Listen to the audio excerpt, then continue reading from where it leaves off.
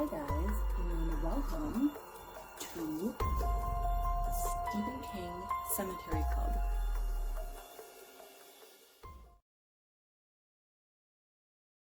Chapter 6, One of the Missing, A Tale from the Summer of '58. Quote, "They weren't all found. No, they weren't all found. And from time to time, wrong assumptions were made." Page 238.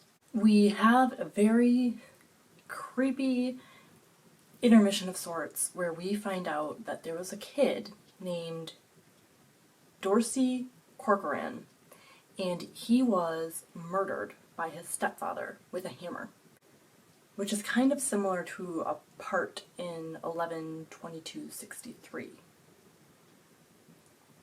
which also takes place in Derry, Maine. So Dorsey was murdered by the stepfather, and his brother Eddie disappeared. Eddie is walking along the canal one day, and he sees Dorsey, like, gross and dead, and trying to get him, trying to grab him. And it's very reminiscent of Danny and Ralphie Glick. So Eddie runs straight into a tree, kind of knocks himself out a little bit, and maims himself. And at that point, he's being chased by it. And it appears to him as the creature from the Black Lagoon, which terrifies him. And as the creature from the Black Lagoon catches him and starts killing him, Eddie thinks he's dreaming because he knows the creature from the Black Lagoon is just a movie. It's not real. The monster's not real. Quote, "And yet some rationality remained, even until the end, as the creature hooked its claws into the soft meat of his neck, as his carotid artery let go, in a warm and painless gout that splashed the thing's reptilian plating. Eddie's hands groped at the creature's back, feeling for a zipper. They fell away only when the creature tore his head from his shoulders with a low, satisfied grunt. And as Eddie's picture of what it was began to fade, it began promptly to change into something else." Page 253. I love that detail about how Eddie still thinks that this is not real and it's some sadistic person in a monster costume, and he tries to find a zipper because his mind cannot even comprehend what's happening. And then I also love the detail that we find out where it just keeps changing, keeps, morphing into whatever scares someone, and it goes so fluidly into another scary thing. So then we have Mike Hanlon, who we have met as an adult. He's the guy who is calling all the friends to come back to Derry. We finally see him as a child, and he is down by the canal. Something just made him want to go down there, and this is right after Eddie disappeared, the morning after. And he goes down there and he finds a little pocket knife, and the knife has EC carved into it. We know that's Eddie Corcoran's knife. And Mike sees grooves in the grass, like something being dragged, and blood, and he sees a knocked over bench. All signs of a struggle are there, and he is uncomfortable. Mike lives on a farm, and I relate a lot to him as well as to Ben. So those are my those are the characters I think I love the most. Characters Ben and Mike. Mike comes from such a loving family. It's very reminiscent to me of my family. Mike's dad, Will, he leaves him little notes and says, go take some time off the farm today and go explore this section of town and, learn this history about this thing. And Mike will do it, and then he and his dad will talk about it. Quote, "But Mike enjoyed most of the places in Derry his father sent or took him to, and by the time Mike was 10, Will had succeeded in conveying his own interest in the layers of Derry's history to his son." Page 262. So, I'm a history buff, my dad's a history buff. I totally relate to that. One day, Mike's dad sends him out to explore the ironworks site where the explosion happened on Easter, and there's just all this machinery laying around. There are like building parts, just a whole bunch of detritus is out there in this field. So Mike goes and he explores. His dad tells him to stay away from the cellar because, the boards are rotting and not safe. Don't be dumb, don't do that. So of course Mike goes and he looks in the cellar and he is drawn to a hole in the cellar floor. He looks down and he sees a huge bird. Huge bird, like taking up the entire hole in the ground, and it's just a monstrous bird. So we find out that this huge bird has an orange breast, gray feathers, and more than a 20-foot wingspan. So it's huge. And it's reminiscent of Rodan, but not in looks, which is a monster movie bird. So Mike runs for a smokestack that he saw. It's kind of buried in the ground on one end, and he can crawl in there, and hopefully it's too tight of a fit for the bird to get in after him. Well, it's touch and go because the bird is able to squeeze. So Mike has picked up a whole bunch of these old tile pieces and he's chucking them at the bird. It's so tense because he's in this dark, creepy place. He's backed into a corner. Quote, but what if the bird got stuck? If that happened, he and the bird would die in here together. They would die in here together and rot in here together in the dark. Page 269. So Mike throws another piece of tile and he has this like almost a magical feeling, like a push coming through his arm of like great strength, and it pegs the bird in the eye. The bird freaks out and backs out, and Mike's like, okay, I'm coming after it, and it's retreating, but I'm going to keep pelting it, drive it away. The bird is pacing now on top of the smokestack, and Mike is unable to run to his bike, and there are weird like orange pom-poms on the bird's tongue, which is silver, so it's a Pennywise thing. And finally the bird gives up. Mike escapes and he tears home. He just books it home. Will says, quote, I think I was wrong to send you there. Old places like that, sometimes they can be dangerous. Page 273.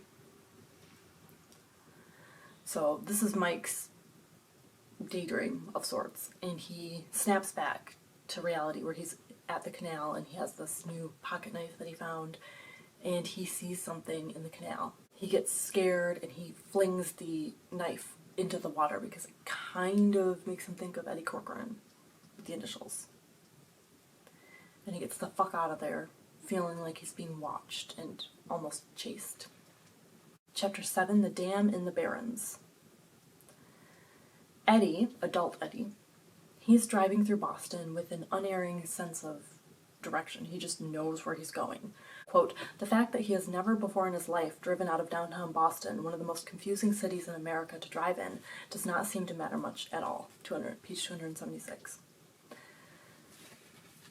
So he starts thinking about way back in the day with the dam building. Possible Dark Tower connection here.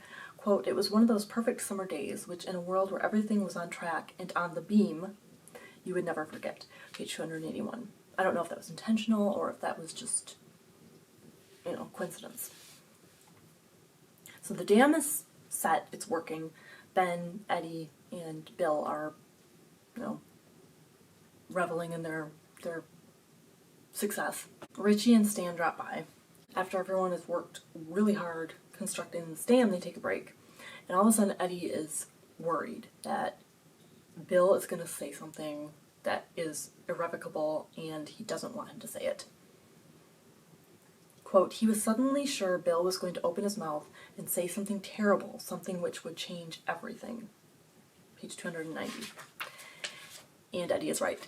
Bill tells them about George's photo, the school book. And that reminds Eddie of an incident he had with a leper several weeks ago. So there was this hobo at 29 Neibolt Street who offered to give Eddie a blowjob. He chased him, and he was, rotting. His face was gross, and he was just scary. Eddie returns to 29 Neibolt Street, and he goes poking around under the porch and comes face to face with Bob Gray, a clown leper. I guess a clown-suited leper. And Eddie books it out of there. He is really freaked out, and he describes all of this once Bill finishes his story. And then Then Ben tells his story about the mummy. Richie thinks they're all crazy. Stan is about to tell his own story when Mr. Nell, the police officer, comes down, and he is like, hey, you guys have built a dam and it's fucking up the town drainage. You need to stop. Chapter 8. Georgie's Room and the House on Neibolt Street.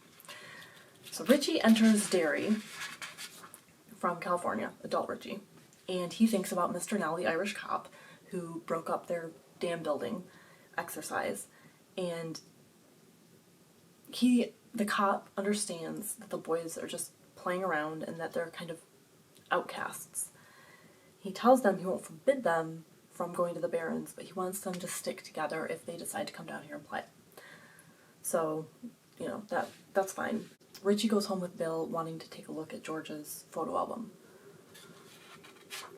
There is no school photo this time, but there's an old sepia-toned photo of Derry, like old Derry, and Richie and Bill are inside this photo in old-fashioned clothing. And as they're watching, everything starts moving. So it's like a slice of time captured and just playing as like a movie reel. So the boys walk toward the canal, a clown with balloons, and Georgie's face grabs at them, and Bill freaks out and he instinctively reaches toward the photo, and his hands pass into the photo and get sliced up. That's weird and really cool, So Richie, he ends up going, he and Bill were both freaked out by this, but he ends up going to a monster double feature movie a couple days later, and he invites a whole bunch of people no one can go, and he invites Ben finally, and he'll go. So the two of them are going to meet, and on the way, Richie runs into Beverly. So they're playing with Richie's yo-yo. Beverly is, doing all sorts of yo-yo tricks, and Richie's like, you're awesome. And he kind of has a little crush on her too. He invites Beverly to the movies. She, Ben, and Richie watch the movie, and Ben is just in heaven. He is so ecstatic about, being able to sit next to Beverly for a whole movie length, well, 2 whole movies. And afterward, Henry and his gang, who are also at the movies, catch the 3 of them in an alley because they were trying to go out the side door of the movie theater to escape these guys, and they end up, cornering them. And the kids put up a hell of a fight. Richie, Ben, and Beverly, they beat the shit out of Henry and his gang. Beverly kind of suspects that Ben sent her the haiku because he asks about her hair, and the 3 of them end up going to the Barrens to play with the other kids. And they meet up with Bill, who brought a kid named Bradley, and he has a lisp. So Bill looks Beverly over, and Richie just kind of has a sense that she's been accepted by Bill, the leader. Like, she belongs in their group. Quote, Beverly was a part of them. Bill's eyes said so. Bradley, what's-his-name, was not. He might stay for a while today, might even come down to the Barrens again. No one would tell him, no, sorry, the Losers Club membership is full. We already have our speech impediment member. But he was not part of it. He was not part of them. Page 347. So everyone is kind of fated to be together in this. They are all drawn together for some reason. Bill and Richie decide they're going to explore the house on Neibolt Street, armed with a pistol, a slingshot, and sneezing powder. And Bill is very adamant that if there is a clown killing kids, he wants to kill the clown. So they get there, and Eddie's story checks out. All the things that he had said are the way they are. And they enter the cellar. They go into the cellar, which is a nail-biting scene. The door bangs open, and a werewolf comes down the stairs. Now, the werewolf is something that Richie has imagined. He escapes. Richie escapes up the coal chute, and Bill follows. And there's like a crazy tug of war between Richie and the werewolf. They are both pulling on Bill. The werewolf has Bill's feet, and Richie has his hands, and they are each trying to get Bill. Obviously, Richie wins. They get out the cellar window, Richie blows the sneezing powder at this werewolf, and even though Bill has shot at it, Richie's sneezing powder affects it more. And the werewolf gets out of the cellar as well, and he starts chasing them on their bike. Richie notices that it's wearing like kind of a letterman's jacket, and its stitched name on it is Richie Tosher. So that freaks him out. The werewolf swipes at him and knocks him out, and they narrowly escape. They almost get knocked off of Silver and die. Have a spooky day.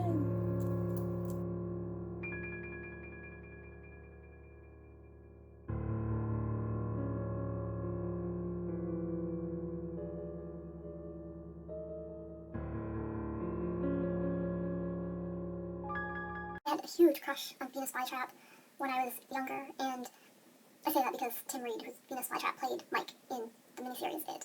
And Dr. Johnny Fever just died yesterday. It's so sad. I really liked him a lot. Howard Huffman. He was a good guy. I used to love Head of the Class. Also, Eddie and Les Nessman are kind of... Oh. Who could we put if we cast? I think Richie would be Dr. Johnny Fever. Bill would be Andy. We'll keep Mike as Venus Flytrap. I think Beverly is probably more of a Jennifer. Eddie is Les Nessman. Or maybe Richie is Herb. I don't know. I guess, does that make Ben Mr. Carlson? Don't know. Don't know why I'm changing them all to WKRP characters. I'll have to think about that. There might be something there.